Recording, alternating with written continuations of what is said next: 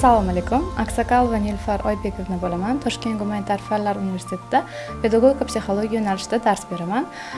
Dars berish jarayonida universitetda albatta ta'lim sifatiga va uni unumdorligiga, samaradorligiga juda katta e'tibor qaratish lozim deb hisoblayman.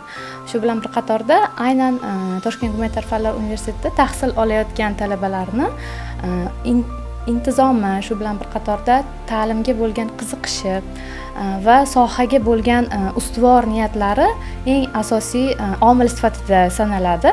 Universitetda dars berish metodlari va usullari haqida qisqacha to'xtalib o'tmoqchiman. Universitetda an'anaviy usulda dars o'tilinishi va shu bilan bir qatorda interfaol usullarda dars o'tilinishi, interaktiv va innovatsion texnologiyalar asosida dars o'tilinishi haqida tushuncha berib ketmoqchiman. An'anaviy dars metodlari bu odatiy ma'ruza va amaliy mashg'ulotlardan iborat hisoblanadi. Bu talabalarga yuksak bilim va mahorat yetkazib berish uchun xizmat qiladi. Interfaol metodlar va innovatsion texnologiyalardan foydalanilgan holatda dars o'tish bu talabalarni qiziqishlarini yanada oshiradi. Bu metodlarni, bu usullarni qo'llash har bir sohaga qarab mo'ljallangan bo'ladi. Masalan, biz odatiy darslardan ko'ra qiziqarliroq va sermazmunroq bo'lishi uchun u darslarni case study orqali yoki loyihalashtirish, art terapiya mashg'ulotlari va trening dasturlari orqali ham olib borishimiz mumkin. Bu albatta darsni va ta'limni sifatiga juda ham a'lo darajada ta'sir o'tkazadi. Talabalarda motivatsiyani ham oshiradi. Aynan o'zim pedagog ham psixolog bo'lganim sababli mana shu yondashuv asosida dars berishni afzal ko'raman. Chunki jahonda turli mamlakatlar mavjud va u yerda ta'lim sifatini oshirish uchun juda ko'plab ustuvor ishlar olib borilmoqda, loyihalar ustida ishlanmoqda. Shu bilan bir qatorda o'zimizda Toshkent gumanitar fanlar universitetida kuni kecha bo'lib o'tgan art terapiya mashg'ulotida ham buni yaqqol namuna sifatida ko'rishimiz mumkin.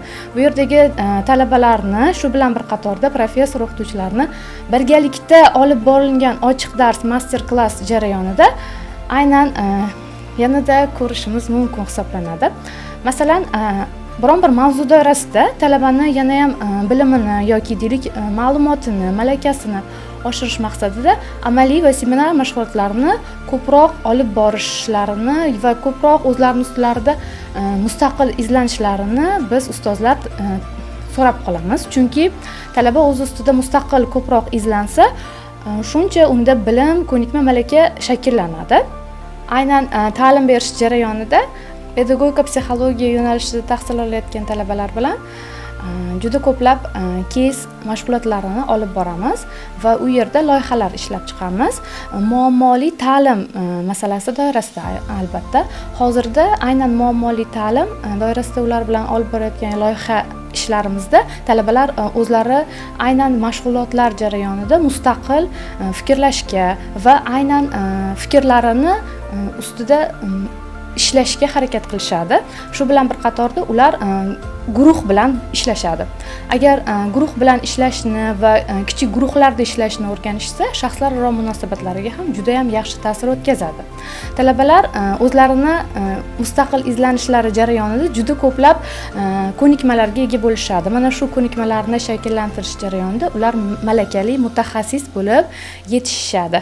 Talabalar bilan faoliyatim jarayonida juda ko'plab iqtidorli talabalarni ham ko'rib bormoqdaman. Ularni qo'llab-quvvatlash maqsadida turli xil mashg'ulotlar va turli xil to'garaklarga jalb qilinishlarini va aynan ularni faoliyatlari jarayonida rag'batlantirish orqali ularni yanada intilishlarini oshirib borayotganimizni ko'rib bormoqdamiz.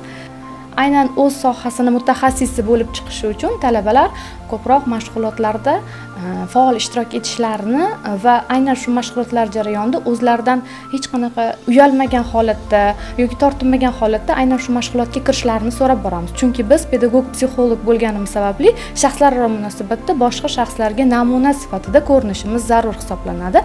Talabalarga interfaol usullarda aynan metodlar orqali tushuncha berayotganimizda ularni kelasi kelgusidagi faoliyatlariga juda ham ijobiy ta'sir ko'rsatadigan metodlarni misol tariqasida keltirishimiz mumkin. Bularni ichiga art terapiya mashg'ulotlari, trening dasturlar, kauchlar va juda ko'plab psixologik xizmat, psixologik maslahat fanlaridan biz faoliyatimiz jarayonida mashg'ulotlarda darslarni berib boramiz. Aynan bu ularni mutaxassisligiga kerakli bo'lgan bilimlar va ko'nikmalarini yanada shakllantirishga yordam beradi. Masalan, art terapiya mashg'ulotida ular shaxslararo munosabatni yaxshilash va o'zidagi kechgan travmalarini ustida ishlash va psixologik bilimlarini mustahkamlash uchun bu mashg'ulotlardan unumli foydalanishlari va kelgusida ana shu mashg'ulotlarni o'zlari olib borishlari so'raladi. Bundan tashqari psixologik xizmat. Hozirda psixologik xizmat ko'rsatish oliy ta'lim muassasasini bitiruvchi talabalari va oliy ta'lim diplomiga ega bo'lgan talabalar tomonidan o'tkazilinib borilishi so'raladi.